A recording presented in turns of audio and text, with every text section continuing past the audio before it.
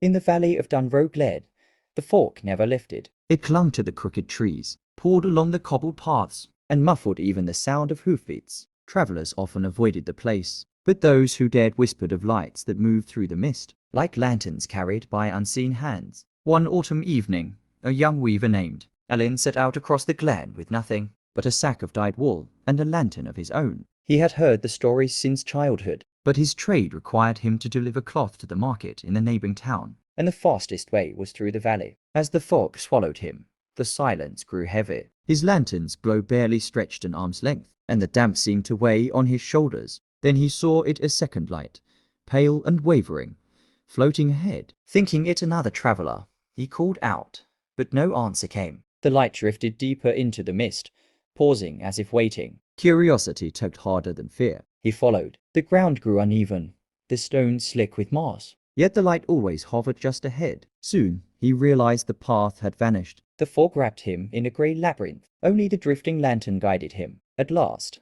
the glow halted before a low stone arch half buried in roots. Allen had never seen it before, though he'd crossed the glen many times. Carved into the arch were spirals that seemed to move when he looked too long. The strange lantern bobbed once, then slipped inside. Heart hammering, Allen ducked through and stepped into a vast cavern. Stalactites glittered with crystals, and beneath them stood rows of figures, travellers, merchants, and farmers, all motionless, each holding a lantern like his. Their eyes were open, but empty. The pale light hovered over one of the still figures and slowly dimmed, sinking into its lantern. The figure's chest rose with a long, shuddering breath. Allen stumbled back. The figure turned its head, eyes clearing, and whispered, "It's your turn now." And the lantern in Allen's hand began to flicker.